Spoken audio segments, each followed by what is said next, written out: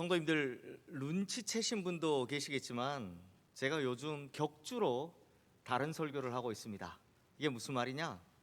한 주는 이제 원포인트 설교라고 딱 하나의 메시지에만 포인트를 맞춰서 최대한 이해하기 쉽게 또 예를 들어가면서 설교를 하고 있고요.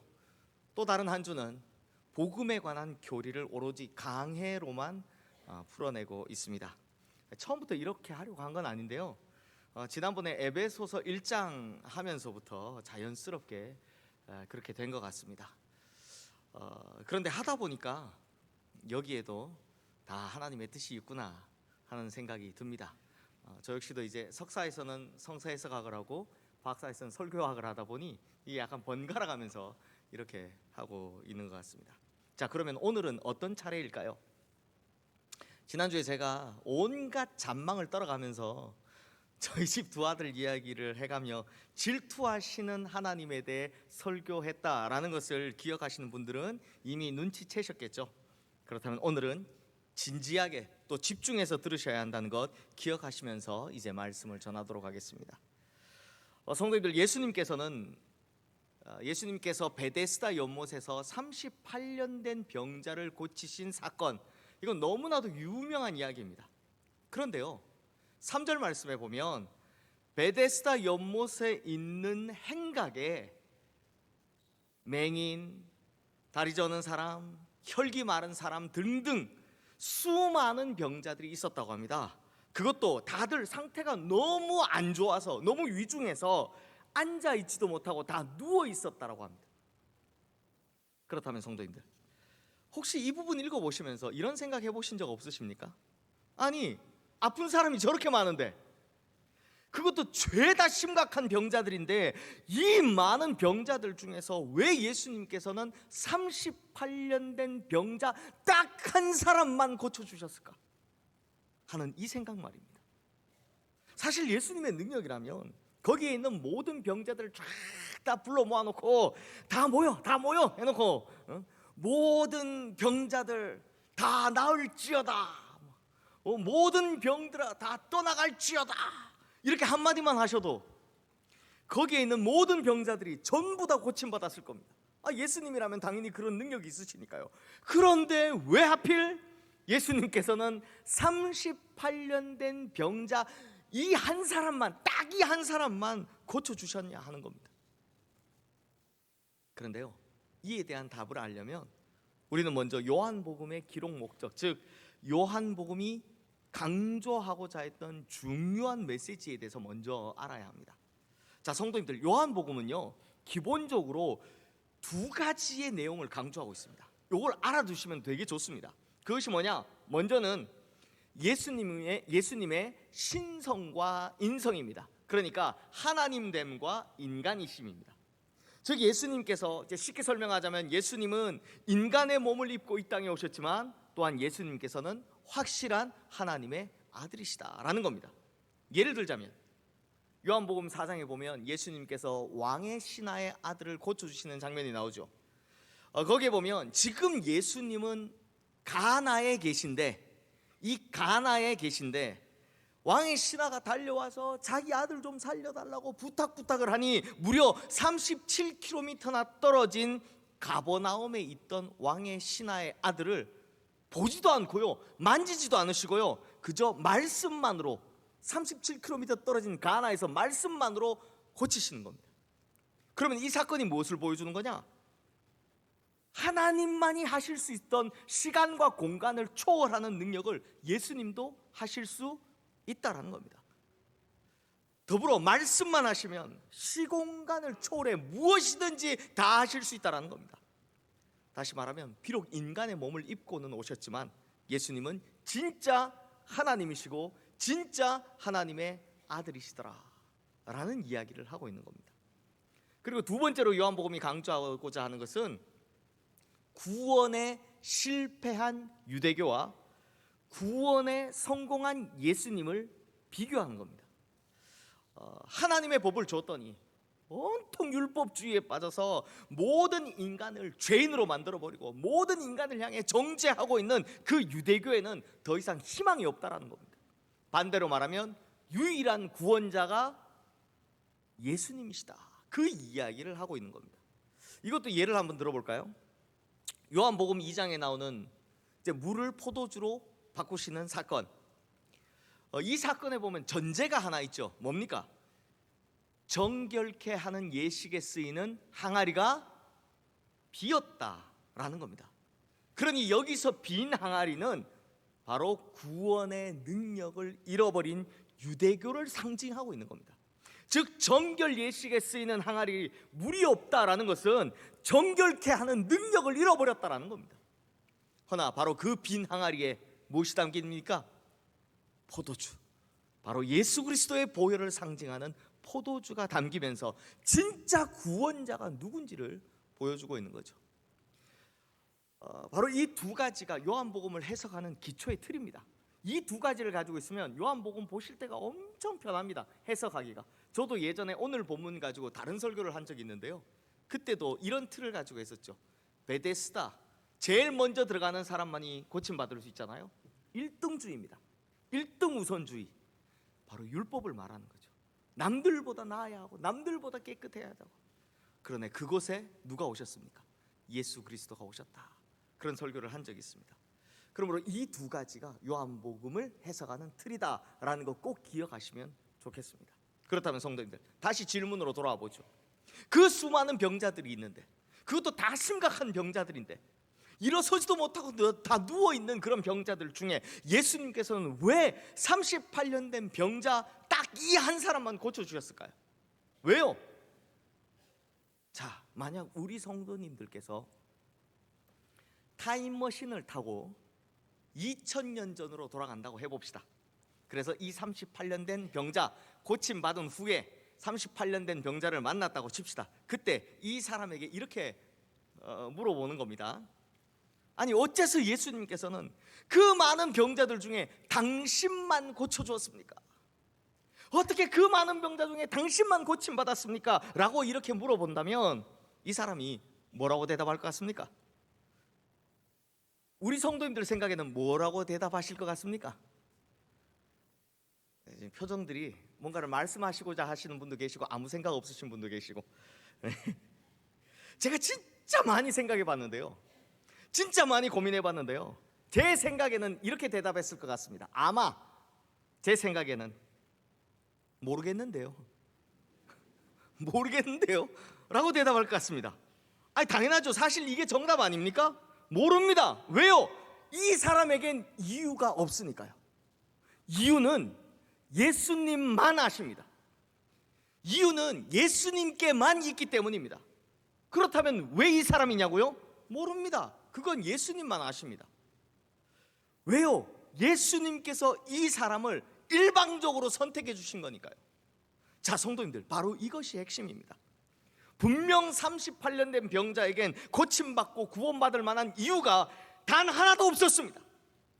왜 그냐? 모릅니다. 하지만 예수님께서 그를 일방적으로 선택하셨다는 것, 그러므로 이 질문에 대한 답은 전적인 주님의 선택이다라는 겁니다. 성도님들, 바로 여기에 하나님의 메시지가 있습니다. 생각해 보십시오. 이건 우리도 마찬가지이지 않습니까? 세상에 그 많고 많은 사람들 중에 왜 나를 부르셔서 하나님의 자녀가 되게 하셨는지, 나 역시 저들과 똑같이 악한 죄인이고 정말 죄 많은 죄인인데 왜 나를 구원하셨는지 수없이 되물어 봐도 우리는 그 답을 알 수가 없습니다. 모릅니다. 왜요? 이유는 나에게 있는 것이 아니라 주님께만 있기 때문입니다. 하나님께 있으니까요. 내가 구원받을 만한, 무슨 하나님의 사랑을 받을 만한 이유가 하나도 없는데 그냥 하나님이 나를 사랑하시고 나를 선택해 주신 것입니다. 즉 전적인 하나님의 선택이었다라는 겁니다.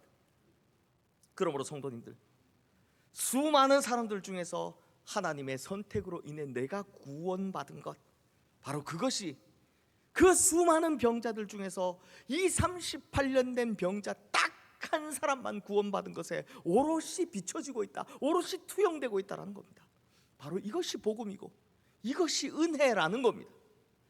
그러므로 나에게는 아무런 이유가 없습니다. 내가 구원받을 만한, 내가 사랑받을 만한 이유가 하나도 없습니다. 그저 전적으로 나를 사랑하시고 선택해 주신 하나님의 은혜가 얼마나 큰지 그걸 오늘 본문에서 볼 수 있다는 겁니다. 근데 성도님들, 여기서 한 가지 더 보자면 9절 말씀 마지막에 한번 보십시오. 네, 자막 띄워주십시오. 무슨 곁다리처럼 하나 붙어있는 말씀이 하나 있죠. 한 구절이 딱 붙어 있습니다. 이날은 안식일이니 라는 말입니다. 저는요, 예전에 이 구절을 읽을 때마다 잘못된 줄 알았습니다. 아니, 이건 절을 나눌 때 이거 잘못 나눈 거 아닌가? 이런 생각을 되게 많이 했습니다. 또 목사가 되어서도요, 제가 목사가 되면 이제 공적으로 앞에 나와서 성경 읽을 때가 많잖아요. 그러면 쭉 이 본문을 읽는데, 이 본문이 이제 굉장히 유명한 본문이니까 설교하시면 쭉 읽는데 종결어로 끝나지 않다 보니까 이날은 안식일이니 이러고 끝내니까 끝이 너무 어색한 겁니다. 그래서 이건 잘못 나눈 거다라고 확신을 가지고 있었습니다. 왜냐하니 이거 그냥 뒤에다 갖다 붙여놔도 아무 문제 없거든요. 근데 성도님들, 여기서 이날이 안식일이었다라는 것에는 참으로 중요한 메시지가 담겨져 있습니다. 다들 잘 아시겠지만 유대인들은요, 절대로 안식일에 일을 하지 않습니다. 아니, 일을 할 수 없습니다. 이건 지금도 마찬가지라서 우리 성도님들 이스라엘로 여행 가셨다가 안식일 만나면 밥도 못 얻어 드십니다. 그냥 좀 원래 표현되면 밥도 못 얻어 먹습니다. 왜요? 식당이 다 문을 닫아 버리거든요. 일을 하지 않기 때문입니다. 그러다 보니 아무리 심각한 병자라도 안식일에는 그 병자를 고치는 것도 일로 보았기 때문에 그 병자가 살든지 죽든지 그냥 치료하는 것 자체를 금했습니다. 살면 사는 것이 주님의 뜻이구나 라고 하고요, 죽으면 죽는 것이 주님의 뜻이구나 이렇게 생각을 해버린 겁니다. 이 정도였으니까요, 만약 안식일 규정을 어기기라도 한다면 반드시 그에 합당한 형벌을 받고 죽임을 당해야만 했습니다. 실제로 예수님께서 안식일에 38년 된 병자 고치신 것 때문에 그 겪게 된 후유증을 본문 아래에서 확실히 찾아볼 수 있는데요, 16절 말씀해 보시면 안식일에 병자 고치는 것 때문에 유대인들의 박해가 시작되었다라고 하고요, 또 18절 말씀에서도 예수님께서 안식일을 범했다는 것을 빌미 삼아 더욱 예수님을 죽이고자 했다라고 합니다. 그러니까 예수님께서 지금 이 38년 된 병자 고치시면 그건 안식일을 범하는 죄에 해당되기 때문에 이후 어떤 수모와 핍박을 당할지 예수님은 이미 잘 알고 있었습니다. 아니, 그럼 내일 고치면 되잖아요. 그렇잖아요. 어차피 38년을 알아왔던 병자인데 뭐 하루 더 연장한다고 무슨 일이 생기는 거 아니잖아요. 그럼 예수님도 안전하고 이 사람도 고침받고 얼마나 좋습니까? 그런데 왜 하필 안식일이었냐? 그러므로 곁다리처럼 붙어있는 이날은 안식일이라는 이 한마디가 왜 중요한 메시지냐? 성도님들, 예수님께서는 안식일에 이 38년 된 병자를 고쳐주실 때 이미 예수님께서는 자신의 생명을 걸고 자기 목숨을 걸고 그렇게 하신 것이기 때문입니다. 즉 예수님께서는 지금 자신의 생명을 걸고 이 한 사람을 살렸다라는 걸 확실히 보여주기 위해 그랬다라는 겁니다. 그러므로 성도님들, 이것 역시 우리에게도 마찬가지입니다. 우리를 그냥 구원하셨습니까? 아무런 대가 없이 구원하셨습니까? 아니지요. 예수님께서는 우리를 구원하실 때 역시나 자신의 생명을 걸고 자기 목숨을 걸고 구원하셨습니다. 예수님께서는 이 땅에 오실 때요, 이미 죽음을 각오하고 오셨습니다. 그러니까 죽는 걸 알고서도 죽으려고 오신 겁니다. 왜요? 나 하나 구원하기 위해서요. 우리를 구원하기 위해서요.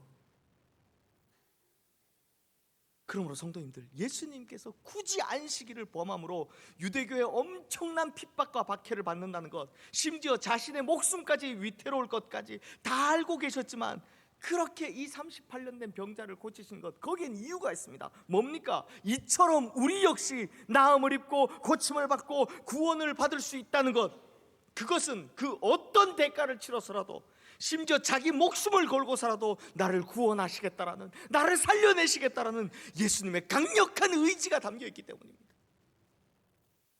그러니 성도님들, 그러니 우리가 어찌 이 은혜를 망각하며 살 수 있단 말입니까? 우리가 어찌 이 은혜를 잊어버리며 살 수 있단 말입니까? 사람들은요, 보통 과거에 대해서 회상할 때요, 자기 생명이 위태로웠던 순간, 정말 절체절명의 순간만큼은 절대로 잊어버리지 않습니다. 저는요, 한 4살쯤 됐던 것 같은데, 4살이니까 제가 4살 때 뭐 제 키가 지금처럼 이만큼 크진 않았을 거 아니에요. 조그만 했을 거 아닙니까? 이 4살쯤 됐을 때, 조그만 할 때 아버지 따라 목욕탕에 갔는데, 제가 키가 작으니까 어른들이 다 목욕탕에 다 들어가니까 그 당연히 들어가야 되는 줄 알고 저도 쑥 들어갔습니다. 쑥 들어갔는데 물이 어디 있다? 저기 있는 겁니다. 그래서 제가 그 탕에 들어갔다가 죽을 뻔한 기억이 아직도 있습니다. 뭐 물을 먹고 있는데 저희 아버지가 보니까 얘 어디 갔어? 보니까 탕 안에 쑥 들어가 있더라는 거예요.